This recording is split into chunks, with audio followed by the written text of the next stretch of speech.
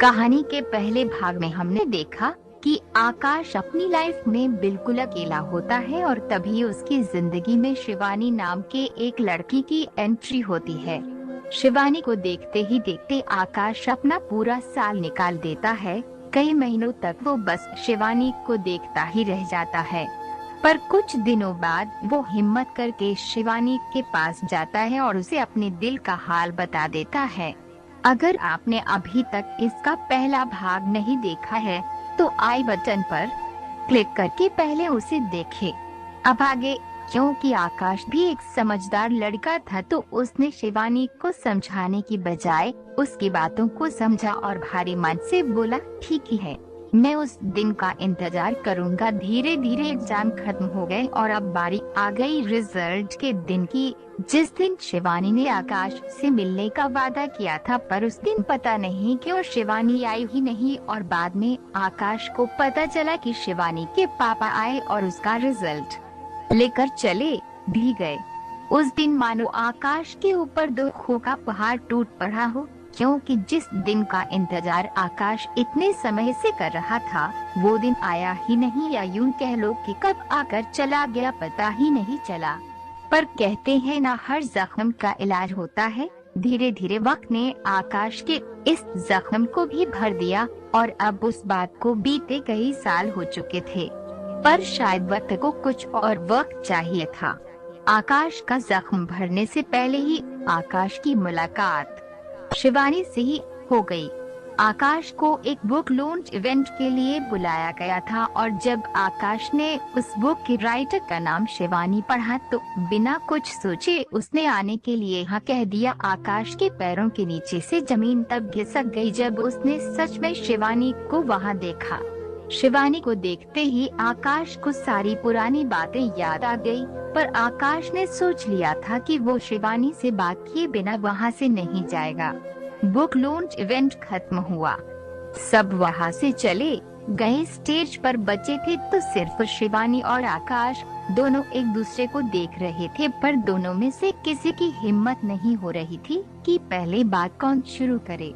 इतने में शिवानी ने आकाश से कहा, इतने दूर क्यों बैठे हो, यहाँ मेरे पास आओ। आकाश ना चाहते हुए भी शिवानी के पास वाली चेयर पर जाकर बैठ गया। शिवानी, शायद तुम्हें पता नहीं पर शो खत्म हो चुका है। आकाश के मन में कई सारे सवाल थे पर उनको किनारे करते हुए आकाश ने धीरे से पूछा, कैसी हो तुम? शिवानी, मैं ठीक हूँ, तुम बताओ? आकाश, मैं भी ठीक हूँ। शिवानी मुस्कुराते हुए, लगता है तुम्हारी बीबी तुम्हें कुछ ज्यादा ही खिलाती है, ज्यादा ही मोटे हो गए हो तुम।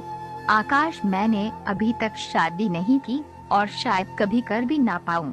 मेरा छोड़ो, तुम अपना बताओ।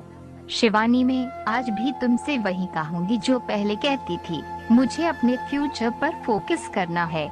आकाश, मैंने उस दिन शाम तक तुम्हारा इंतजार किया। मुझे पता था कि तुम नहीं आओगी, पर बार बार मैं अपने आप को झूठी तसल्ली देता रहा कि शायद तुम आ जाओ, पर झूठ कितना भी बड़ा क्यों ना हो, सच के सामने हमेशा छोटा ही होता है।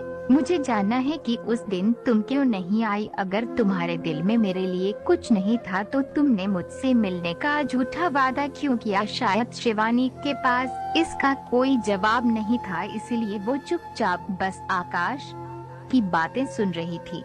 आकाश, शायद तुमने बिना कुछ कहे ही मुझे जवाब दे दिया है। चलो, मैं भूल जाता हूँ उस दिन को। और शिवानी के सामने अपने घुटनों पर बैठ जाता है और कहता है, मैं सब कुछ भूलने को तैयार हूँ, पर क्या तुम भी सब कुछ भूलकर मुझे अपनाने को तैयार हो? ये कहते हुए आकाश की आंखों में आंसू आ गए। उसने कहा, मैं तुमसे अपने प्यार की भीख मांगता हूँ, प्लीज मुझे मेरा प्यार दे दो। शिवानी ने अपनी चुप्पी तोड़ते हुए कहा, मैं अब वो शिवानी नहीं रही जो 12th स्टैंडर्ड में थी। और शिवानी ने बगल में रखी छड़ी उठाई और उसके सहारे उठने लगी। जब मैं अपना आखिरी एग्जाम देकर घर जा रही थी तब मेरा एक्सीडेंट हो गया था और उसकी वजह से मैं आज तक चल नहीं पाई। अगर मैं चाहती तो मैं उस दिन भी तुमसे मिलने आ सकती थी, पर शायद मुझे तुम्हारा जवाब पता था, इसलिए मैं वहाँ नहीं आई। कुछ भी कहने से पहले तुम एक बार अच्छी तरह सोच लेना। इतना कहकर शिवानी वहाँ से जाने लगी। आकाश ने पीछे से आवाज लगाया और कहा, मैंने तुम्हें आज तक गलत समझा, पर आज मुझे पता चल गया कि गलत तुम नहीं मैं था, जो बिना कुछ जाने तुम्हारे लिए ना जाने क्या क्या सोचता था। अगर तुम उस दिन मुझे ये सब बता देती तो शायद मेरे दिल में तुम्हारे लिए प्यार कम हो जाता, क्योंकि उस समय मैं नादान था। पर आज नहीं, मैं अपने पूरे होशोहवास में तुमसे अपने प्यार का इजहार करता हूँ। कहो, क्या तुम मेरे प्यार की इस अर्जी को स्वीकार करती हो? मैं तुमसे प्यार करता हूँ, ना कि तुम्हारे चेहरे, तुम्हारी चाल या तुम्हारे नजर से। अगर तुम भी मुझसे प्यार करती हो तो मेरे प्यार को कबूल करो। मैं तुमसे शादी करना चाहता हूँ। क्या तुम मुझसे शादी करोगी? शिवानी पीछे पलटती है और कहती है, मुझे मंजूर है तुम्हारे प्यार की अर्जी। हाँ, मैं तुमसे शादी करने के लिए तैयार हूँ। कुछ दिनों बाद दोनों अपने घर वालों की मर्जी से शादी कर लेते हैं और शादी के बाद शिवानी को कभी ऐसा महसूस नहीं होता कि वो चल नहीं सकती, बल्कि फेरों के समय भी जब शिवानी छड़ी का सहारा लेकर चलने की कोशिश करती है तो आकाश उसके हाथ से छड़ी ले लेता है और उसे अपनी गोद में उठाकर फेरे लेता है।